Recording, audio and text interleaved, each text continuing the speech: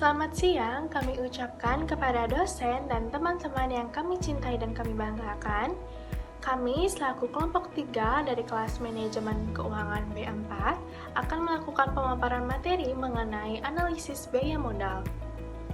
Namun sebelum itu izinkan saya selaku moderator untuk memperkenalkan anggota dari kelompok 3 yang beranggotakan 6 orang. Di antaranya yaitu yang pertama. Baik, perkenalkan nama saya Ketut Sri Wahyuni Indrayani dengan NIM 20075210021 dengan nomor absen 05. Baik, perkenalkan nama saya Iwayan Budi Kurniawan dengan nomor NIM 2007521215. Perkenalkan, nama saya Kade Agus Adi Gunawan dengan NIM 2007521252 absen 28. Perkenalkan, nama saya Gedek Silvaskara dengan NIM 20075212258. Kenalkan, nama saya Putu Andra Widyatama dengan NIM 2007521155 dan absen 31. Nah, pada kesempatan kali ini kami kelompok 3 akan membahas materi mengenai 2 pokok bahasan. Di antaranya yaitu yang pertama mengenai biaya modal individual dan yang kedua mengenai biaya modal secara keseluruhan. Baik, saya akan membahas mengenai biaya modal individual dan biaya modal yang berasal dari hutang jangka pendek beserta cara perhitungan dari biaya hutang dagang. Yang pertama yaitu biaya modal individual. Biaya modal atau cost of capital atau COC adalah sebagai tingkat keuntungan minimal yang harus diperoleh dari suatu investasi agar nilai perusahaan tidak berkurang atau turun. Biaya ini merupakan biaya nyata atau yang sebenarnya harus dikeluarkan oleh sebuah perusahaan atau mendapatkan dana. Jenis biaya modal dibagi dalam 2 kelompok yaitu biaya modal individual dan biaya modal keseluruhan. Biaya modal individual atas perusahaan adalah biaya modal rata-rata dari biaya setiap jenis modal yang dikeluarkan. Biaya modal dapat dibedakan menjadi 4 bagian yaitu biaya modal hutang jangka pendek, biaya modal hutang jangka panjang, biaya modal preferred, biaya modal laba ditahan, dan biaya modal emisi saham. Yang pertama yaitu biaya modal yang berasal dari hutang jangka pendek. Hutang jangka pendek adalah hutang yang dipergunakan perusahaan dengan jangka waktu maksimal 1 tahun, terdiri dari hutang dagang, hutang wesel, dan kredit jangka pendek dari suatu bank. Biaya modal masing-masing diuraikan sebagai berikut. Yang pertama yaitu biaya hutang dagang. Biaya hutang dagang adalah eksplisit. Bila perusahaan kehilangan kesempatan mendapatkan cost diskon selama setahun, maka biaya eksplisitnya dapat dihitung dengan membandingkan cost yang hilang dengan jumlah rata-rata hutang dagang selama setahun.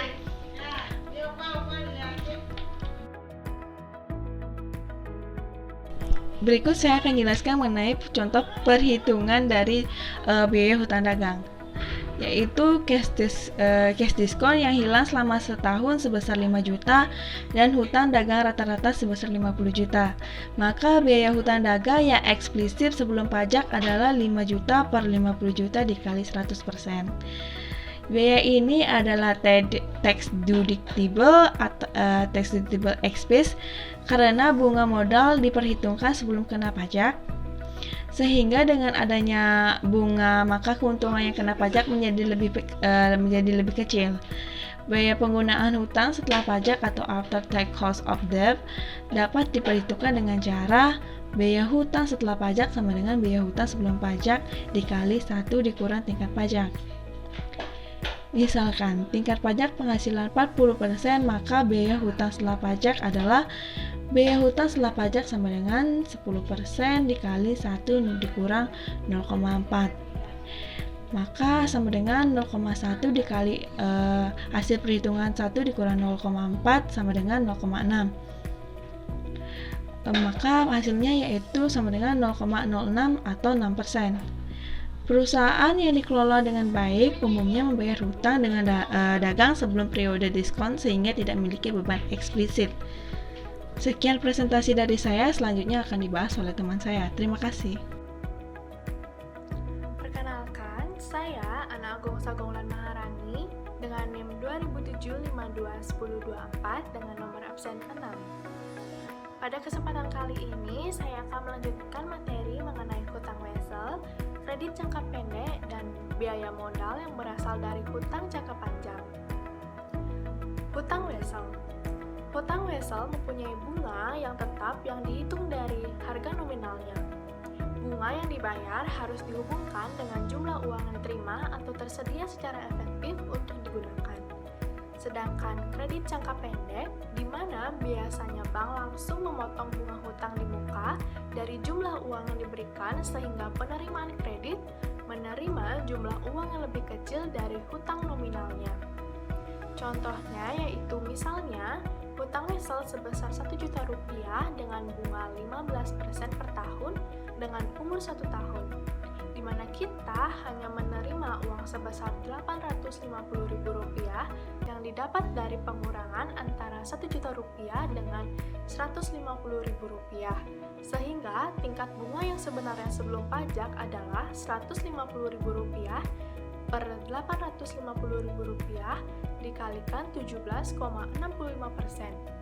Dan apabila tingkat pajak yang sebesar 40%, maka biaya setelah pajak adalah 17,65% dikalikan 1 min 0,4 dengan menghasilkan 10,59%. Prinsip ini juga diterapkan dalam menghitung biaya penggunaan hutang dari kredit jangka pendek yang diberikan oleh bank.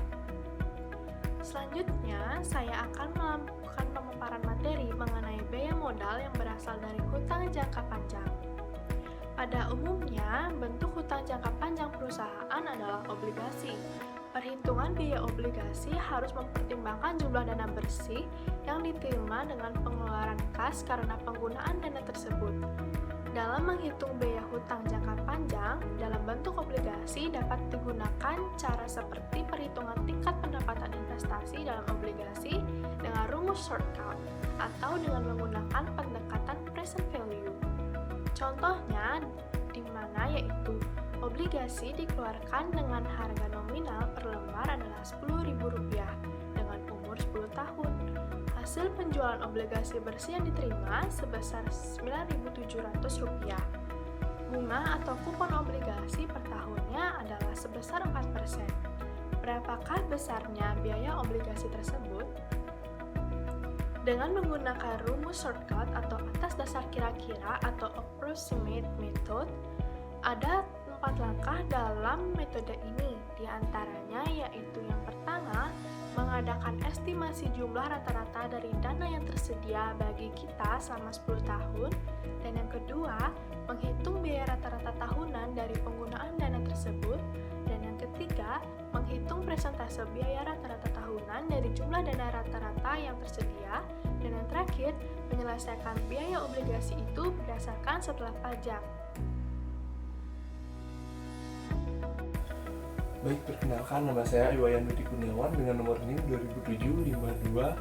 2007-52-1215. Dan sekarang saya akan memaparkan jawaban dari pertanyaan nomor 1.2 yang telah dipaparkan oleh teman saya tadi. Baik, untuk menjawab pertanyaan ini, yang pertama yang harus kita cari adalah dana rata-rata yang tersedia. Di sini dana rata-rata yang tersedia akan digunakan selama 10 tahun. Yang mana perhitungannya akan menjadi 9.700 ditambah 10.000 dibagi 2. Hasilnya adalah 9.850. Nah, lalu yang kedua, kita harus mencari biaya ekstra yang di sini sebesar Rp300, yaitu selisih antara dana yang diterima dengan jumlah dana yang harus dibayarkan selama 10 tahun. Bila biaya ekstra tersebar merata 10 tahun, maka biaya ekstra per tahun adalah 30 yang didapat dari hasil 300 dibagi 10 tahun tadi. Nah, lalu ditambahkan pada bunga yang dibayarkan setiap tahun selama 10 tahun adalah sebesar 400 yang didapat dari 4% dikali Rp10.000 dan ditambah lagi dengan Rp30 tadi dari biaya ekstra sehingga berjumlah 430. Selanjutnya kita harus menghitung persentase biaya tahunan rata-rata dari jumlah dana rata-rata yang tersedia. Biaya bunga sebelum pajak dihitung dengan 430 dibagi 9.850 dikali 100%, dan hasilnya adalah 4,36%. Selanjutnya, biaya obligasi juga dapat dihitung dengan rumus pendapatan obligasi. Rumus ini dihitung dengan 400 ditambah 10.000 kurang 907 rand. Dihitung dengan 400 ditambah 10.000 dikurang 9.700 dibagi 10, lalu dibagi lagi dengan 9.700 ditambah 10.000 dibagi 2, yang hasilnya akan tetap sama, yaitu 4,39%. Dan yang terakhir adalah penyesuaian biaya obligasi dengan pajak. Bila tingkat pajak sebesar 40%, maka biaya setelah pajak yaitu 4,36% dikali dengan 1 kurang 0,4, yang hasilnya 0,6, dan akan mendapat hasil akhir yaitu 2,62%. Baik, selanjutnya adalah mengenai biaya modal yang berasal dari saham preferen. Saham preferen memiliki sifat antara hutang dengan saham biasa. Bersifat hutang karena mengandung kewajiban tetap untuk membayar dividen preferen, dan dalam likuidasi pemegang saham preferen memiliki hak mendahului disebanding saham biasa. Namun tidak seperti hutang, kegagalan membayar dividen preferen tidak mengakibatkan pembubaran perusahaan.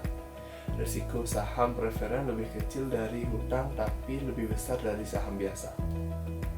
Baik, sekian pemaparan dari saya. Sekian, terima kasih. Perkenalkan, nama saya Kadek Agus Adi Gunawan, NIM 2007-521-252, absen 28. Di sini saya akan melanjutkan pemaparan materi yang dari kelompok 3, yaitu contoh dari biaya modal yang berasal dari saham preferen. Contohnya ialah misalkan perusahaan mengeluarkan saham preferen baru dengan nilai nominal 10.000 per lembar dengan dividen sebesar Rp600. Hasil penjumlahan bersih dari yang diterima dari saham preferen tersebut sebesar 9.000. Biaya saham preferen yaitu 600 per 9.000 sama dengan 6,667%. Biaya saham preferen sudah berdasarkan atas dasar setelah pajak sehingga tidak perlu disesuaikan dengan pajak. Berikutnya ialah biaya modal yang berasal dari laba ditahan. Penggunaan laba ditahan juga memiliki biaya penggunaan dana yang berasal dari laba yang ditahan adalah sebesar sehingga pendapatan investasi dalam saham yang diharapkan diterima oleh para investor atau biayanya sama dengan biaya penggunaan dana yang berasal dari saham biasa. Ya, itu pemaparan dari saya. Waktu dan tempat saya kembalikan kepada moderator. Perkenalkan, nama saya Gedek Silvaskara dengan NIM 2007521-258. Saya akan menjelaskan tentang contoh biaya modal yang berasal dari laba ditahan. Misalnya perusahaan mendapatkan keuntungan sebesar Rp400 per lembar saham dan dibayarkan sebagai dividen Rp100. Hasil neto penjualan saham sebesar Rp4.000 per lembarnya, keuntungan dividen, dan harga saham mempunyai tingkat pertumbuhan sebesar 5% setahun, dan tingkat pertumbuhan diharapkan berlangsung terus. Tingkat pendapatan investasi yang diharapkan dalam saham sebesar dividen per harga jual plus tingkat pertumbuhan. Jadi Rp200 per Rp4.000 ditambah 5% sama dengan 5% ditambah 5% sama dengan 10%. Karena besarnya biaya laba ditahan adalah sebesar tingkat pendapatan investasi saham, maka biaya laba ditahan sebesar 10% sama seperti biaya saham preferen yang berdasarkan atas dasar setelah pajak. Selanjutnya saya akan membahas tentang biaya modal yang berasal dari emisi saham biasa baru. Biaya saham biasa baru adalah lebih tinggi dari biaya penggunaan dana yang berasal dari laba ditahan karena emisi saham baru dibebani biaya emisi. biaya saham biasa baru dapat dihitung dengan rumus tingkat pendapatan saham yang diharapkan per 1 dikurang persentase biaya emisi atau harga jual sebelum dikurang emisi. Contohnya, suatu perusahaan mengadakan emisi saham biasa baru dengan harga jual per lembar saham Rp4.000. Biaya emisi per lembar sebesar Rp400 sehingga hasil penjualan neto yang diterima sebesar Rp3.500 per lembarnya. Rate of return atau tingkat pendapatan yang diharapkan dari investasi saham adalah sebesar 10%. Maka dapat diperoleh biaya emisi yaitu 400 per 4.000 sama dengan 10%. Berdasarkan rumus, maka besarnya cost of new common stock dapat dihitung sebagai berikut. Biaya saham baru sama dengan 10% per 1 dikurang 0,10 sama dengan 10% per 0,9. Jadinya 11,1%. Seperti biaya saham preferen, maka biaya saham biasa baru sudah berdasarkan atas dasar setelah pajak sehingga tidak perlu disesuaikan dengan pajak. Sekian dari saya akan kembalikan pada moderator. Terima kasih. Kenalkan, nama saya Putu Hendra Widyatama dengan NIM 2007521155 dan absen 31. Di sini saya akan membahas contoh biaya modal yang berasal dari emisi saham biasa baru. Yaitu contohnya suatu perusahaan mengadakan emisi saham biasa baru dengan harga jual per lembar saham yaitu Rp4.000. Biaya emisi per lembar sebesar Rp400 sehingga penjualan neto yang diterima sebesar Rp3.600 per lembarnya. Rate of return atau tingkat pendapatan yang diharapkan dari investasi saham adalah sebesar 10%. Maka dapat diperoleh biaya emisi yaitu 400 per 4.000 sama dengan 10%. Berdasarkan rumus, maka besarnya cost of new common stock dapat dihitung sebagai berikut. Biaya saham baru 10% per 1 dikurang 0,10 sama dengan 10% per 0,9 sama dengan 11,1%. Seperti biaya saham prefer, maka biaya saham biasa baru sudah berdasarkan atas dasar setelah pajak sehingga tidak perlu disesuaikan dengan pajak. Next. Yang kedua adalah biaya modal secara keseluruhan. Tingkat biaya modal yang harus dihitung oleh perusahaan adalah tingkat biaya modal perusahaan secara keseluruhan karena masing-masing biaya modal berbeda. Maka untuk menetapkan biaya modal secara keseluruhan perlu menghitung weighted average dari berbagai sumber. Jika biaya modal rata-rata tertimbang akan berubah bila struktur modal berubah. Biaya modal rata-rata ketimbang tidak akan berubah meskipun ada tambahan modal yang digunakan bila perubahan modal sama dan biaya modal juga tetap. Tetapi bila pertambahan modal cukup besar dan harus mengadakan emisi saham baru, maka akan mengakibatkan kenaikan marginal cost of capital karena biaya saham lebih besar daripada biaya laba ditahan. Sekian dari saya, terima kasih. Baik, demikianlah pemaparan materi mengenai analisis biaya modal yang disampaikan oleh kelompok 3. Selanjutnya akan kami lanjutkan kepada sesi diskusi. Pada sesi ini, kepada teman-teman yang ingin mengajukan pertanyaan atau menyampaikan pertanyaannya dapat melalui forum Oase yang sudah disediakan.